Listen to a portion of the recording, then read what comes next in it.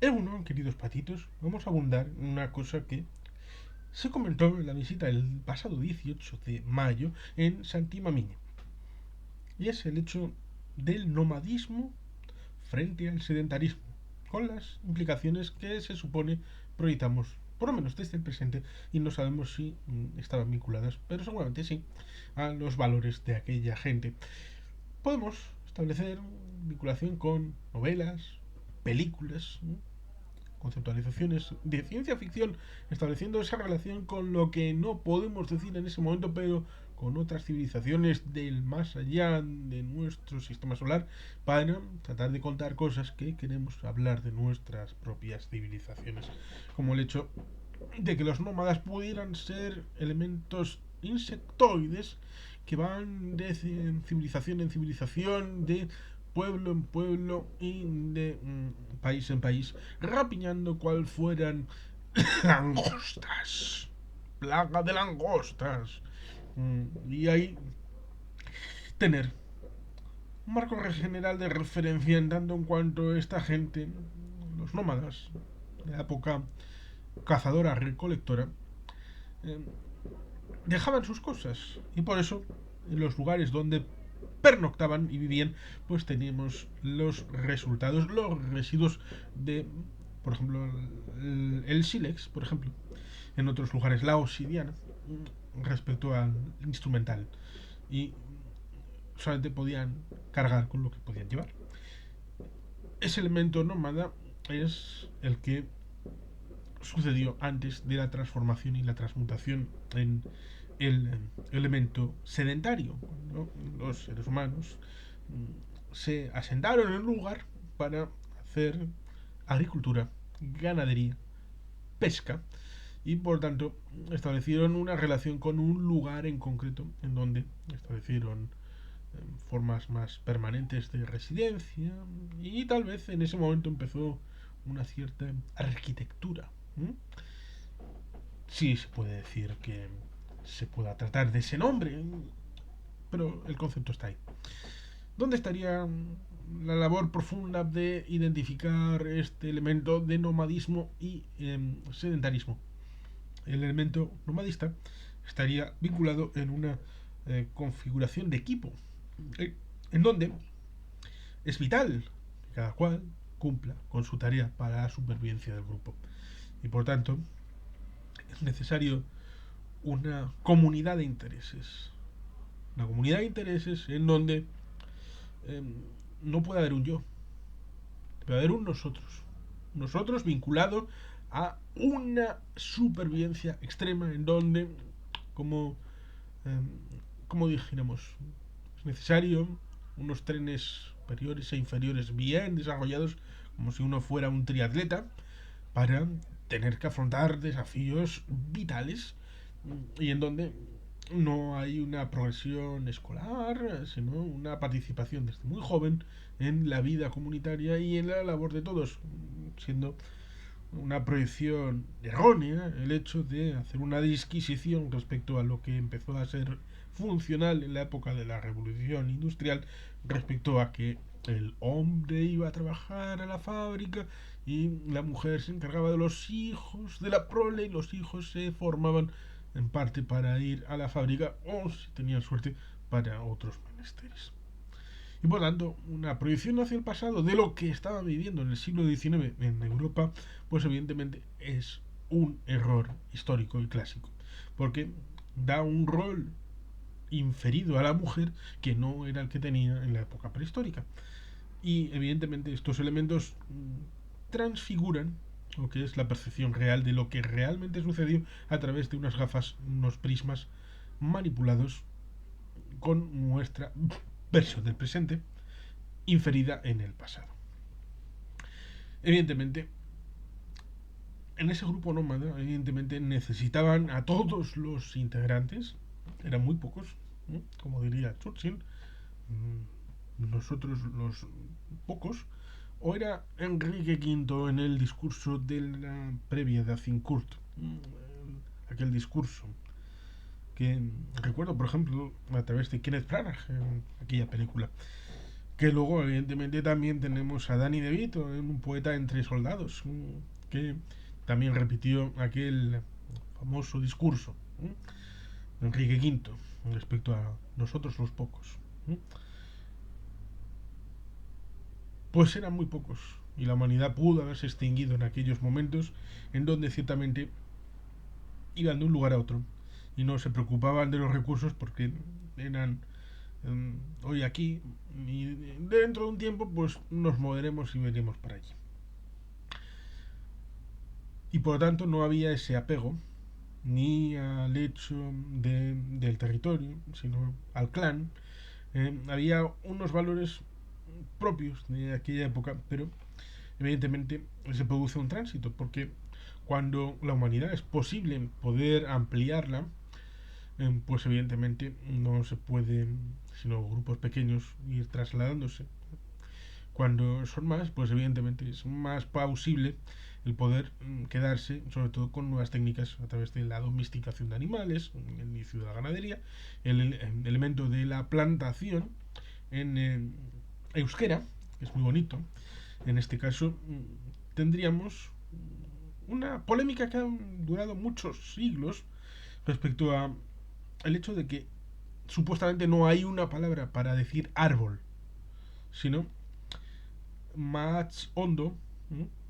se establece la idea de que lo que sería el árbol sería lo que está al lado de, ¿no? Es decir, el creador del producto, el marco general, estaría algo así como: ¡Uy, qué sorpresa! Tenemos aquí frutas y estas cosas. Y mira, aquí tenemos al lado la factoría. ¿Sí? Y la factoría sería lo que está al lado del fruto. ¿Sí? Esta sería la conceptualización y sería muy interesante y muy bonita por el tema de la etimología y el origen y la conceptualización, los valores a la hora de empezar, precisamente porque no había esa vinculación entre el fruto y que esto proviene de aquí, pero eso se empezó a trabajar para precisamente el hecho agrícola, poder sembrar para recoger, como diría cierto señor de Vizcaya. Y por tanto, ciertamente, eso genera un cambio de valores en dando en cuanto el apego a la tierra es distinto y es valor intrínseco a esa tierra productiva, porque evidentemente se trata de asentar uno en un lugar bueno. Ahí tenemos, por ejemplo, el neolítico calcolítico en la zona de arriba del salón de la galería de Punta Begoña.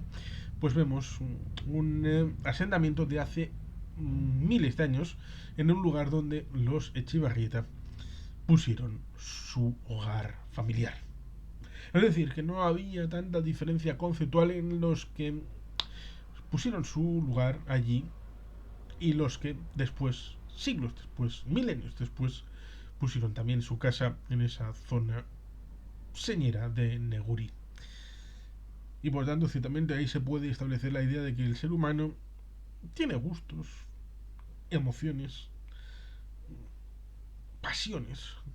que pueden enlazar diversas partes del tiempo. Lo mismo que el ingenio que comentábamos en el vídeo de Santi Domingue respecto a los tipis alrededor de la hoguera dentro de la cueva. Que uno puede llegar a pensar esa idea de que no, de negación previa. Como de todas las posibles soluciones para resolver los problemas que siguen siendo presentes ahora, pero los resolvemos con mucha técnica y con evolución de realidades de los últimos siglos y milenios, como X vías no las pudieron tomar, o por lo menos creemos que no pudieron tomar porque supuestamente no tenían tecnología, supuestamente no tenían evolución de instrumentos, se los negamos, pues ciertamente la solución es bastante complicada y difícil de conceptualizar, a pesar de que nos encaje. Cuando se establece esa relación con el terreno, evidentemente es necesario que ese terreno sea viable y que sea bueno. Y no había tanto, sobre todo en la destrucción de la glaciación Gurun 4, destrucción en tanto en cuanto, evidentemente, una época glacial, pues evidentemente supone la desaparición de esos hielos, la transmutación en agua, el subimiento,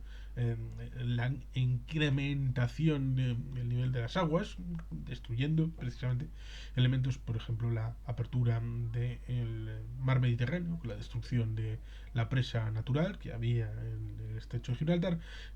la destrucción también en el Bósforo, con la apertura respecto al Mar Negro, la subida del agua en el Dogger Bank, en la zona del Mar del Norte, eliminando pues una serie de zonas donde a veces habían estado los seres humanos ahí asentados, y evidentemente con el comienzo de la necesidad de situar zonas amuralladas, bueno, amuralladas es prematuro decirlo, pero sí una serie de cercas a la hora de establecer que esto es lo nuestro. Y si quieres sumarte, pues te sumas de una manera individual, pero mejor búscate tu chiringuito por otro lado, porque esto nos pertenece. Y por tanto, ya no era tan necesario el hecho de mantener una cierta jerarquía ligada al hecho individual en forma de clan. Era ya más posible establecer una cierta individualidad, como la entendemos ahora, en tanto en cuanto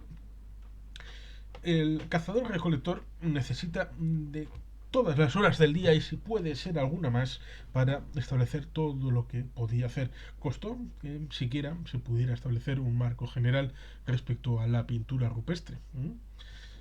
Y por tanto se podía ver el hecho de que tiempo libre tenían poco. Estos cazadores-recolectores podían estar en cuevas como Santimamiñe en una determinada época y luego pues migraban y evidentemente cuando se produce, sobre todo con el neolítico calcolítico, tenemos esa forma de comienzo de asentamientos, pues evidentemente tenemos otra conceptualización, tenemos otro marco de referencia y tenemos más tiempo libre, porque la generación de ese alimento básico, al estar cada vez más sistematizado, alguno incluso podría decir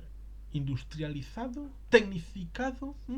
Bueno, pues ciertamente con la agricultura, la ganadería y la pesca, a pesar de que la pesca, sobre todo en la zona del mar, no está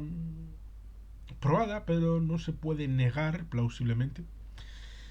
por lo que ¿quién nos puede decir que no hacían marisqueo o pesca desde el asentamiento de Galerías de Punta Begoña arriba hacen el neolítico calcolítico? Es algo absolutamente plausible. Por lo tanto, ciertamente con esa fórmula de alimentación para las comunidades que tampoco eran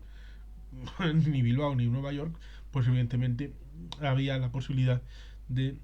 derivar otras circunstancias respecto al vestir, elementos que pudieran mejorar la calidad de vida, pero por el otro lado, al estar ligados a esa zona, evidentemente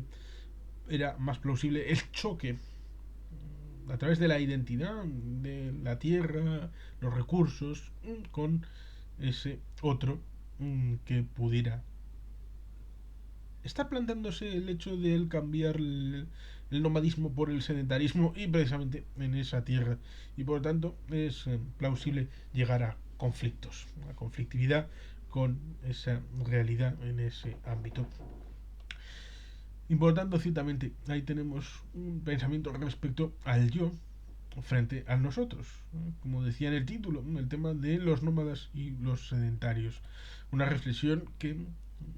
no sé cuánta profundidad puedes comentar tú. Yo simplemente trato de trasladar una base para poder conversar sobre ello, o por lo menos para que puedas reflexionar sobre el asunto, porque evidentemente yo no soy un experto, pero me pareció sugerente y sugestiva esa idea que hemos visto, como digo, en otros materiales, elementos literarios, cinematográficos, de civilizaciones, ya sean nuestras o extranjeras, de otros países, de otras civilizaciones extraterrestres, que como decía, al estilo de las plagas de langostas, van en un sitio agotan los recursos o los dejan muy malitos y continúan viaje. Porque en su concepción está la supervivencia del grupo, está el yo colectivo, está el hecho de que no tienen más que la desaparición o tratar de seguir adelante como grupo unido, y por supuesto pues no tienen sino una percepción del clan,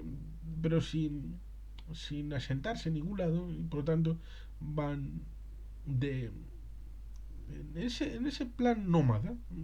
que existió durante un cierto tiempo, con esa visión del cazador-recolector, que resulta curioso porque algunos supuestos modernos tratan de reivindicar el paleolítico, el cazador-recolector, cuando eh, simple y llanamente era una moda, una manera de supervivencia. Lo de el paleolítico sí es una moda. Podríamos hablar de moda en términos estadísticos, pero eso ya sería meternos en la harina de otro costal. No, el asunto es que en aquel momento era un elemento de supervivencia, no era un elemento que puedas decir, es que eligieron ser nómadas y ser cazadores recolectores. No, era la única vía que conocían, y por eso el tránsito se produce cuando es plausible técnicamente hacer y esa también por el medio ambiente, cuando ya se asentó el cambio después del fin de la glaciación Bur 4, en la estabilización de las temperaturas, pues ya es posible hacer asentamientos y cambiar al modelo sedentario con el cambio de valores y el cambio de apreciación de la relación con la tierra, los recursos, el tema de la vallado, el asunto de la confrontación, el tema de la identidad, una identidad distinta, y por tanto ya el nosotros cambia. Es ya más la suma de individualidades que pueden ser empezar a ser completadas de manera propia con señas de identidad un poco más profundas, con otro carácter, y por lo tanto este marco general podemos incluso, como comentaba la guía turística de Santimamiñe, eh, a veces tendemos a situarnos en un plano exterior. Sí, son como nosotros, pero eran más flojos o eran más duros porque les negamos la tecnología, les negamos la industria, eh, aguantaron porque sí, eh, o bueno, sí eran como nosotros, pero su agricultura, ganadería y pesca no era como la nuestra, o su modo de construir pues era muy primitivo, pero en realidad eran seres humanos como nosotros, y por lo tanto debemos de tener una cierta consideración, sobre todo en el ámbito de Uribe Costa, donde tenemos unos elementos bien importantes, ya sean neolítico, calcolítico, en la zona de, como he dicho, también en Guecho, Fadura, en Galerías de Puta Begoña. En Barrica hay muchísimo de esta época, con muchos elementos que deben de considerarse a la hora de conocer nuestro propio pasado, a la hora de acercarnos a realidades de seres humanos de nuestra especie que son nuestros parientes, nuestros primos en términos históricos. Y por eso alguna visita que otra al Museo de Arqueología, que está en la zona de Unamuno en Bilbao, a la antigua estación que hacía el servicio de muertos, un servicio que solamente tenía Londres, el tema del metro de aquella época, que era el tren que iba de la zona de Unamuno hasta la zona de Lezama, en el Chorierri, pasando por delante del cementerio de Bilbao, que está en Derio, y sigue estando una parada ahí enfrente, y por lo tanto, por eso se le conocía el tren de muertos. Pues ciertamente, en lo que era esa estación, ahora uno puede coger el tren del Chorierri, que es la línea 3 de Metro Bilbao, operado sí por Euskotren, pero se puede coger en Casco Viejo, cuya salida está tanto por San Nicolás como por Unamuno. Por lo tanto, uno puede entrar en el metro a través de Unamuno, pero para coger la línea 3 hay que cogerla por el otro lado, por San Nicolás, donde está la sede social del BBVA. Pero he hecho una digresión respecto a esta situación para situar un poco el Museo de Arqueología, que tiene bastante importancia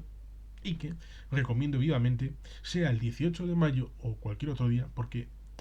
un día a la semana es gratis. Ahora no recuerdo cuál, pero se pueden buscar. Hay museos gratis en la semana en Bilbao y en alguna otra ciudad que no conozco cuál es el modelo, pero digamos que en Bilbao se puede conocer la gratuidad, ya sea del Museo Marítimo, del Museo de Arqueología, hasta que termine las obras. El Museo de Bellas Artes es gratuito, creo que terminan a mediados del 2024, por tanto, de momento es gratuito todos los días y por tanto hay que ver los museos para conocer nuestro yo colectivo, ya sea en el pasado previo respecto a los cazadores recolectores, los nómadas, y luego la transición respecto a los sedentarios, los que hicieron los asentamientos y el comienzo de nuestra actual civilización urbana. Y por lo tanto, ciertamente, ahí está la reflexión respecto al yo y los otros, los nómadas y los sedentarios, con mucha mayor profundidad de la que pudiera parecer e incluso mucha mayor profundidad de la que yo he tratado en este vídeo. Y sin más, queridos patitos, es que ricasco, auguro robat. Beti helpien.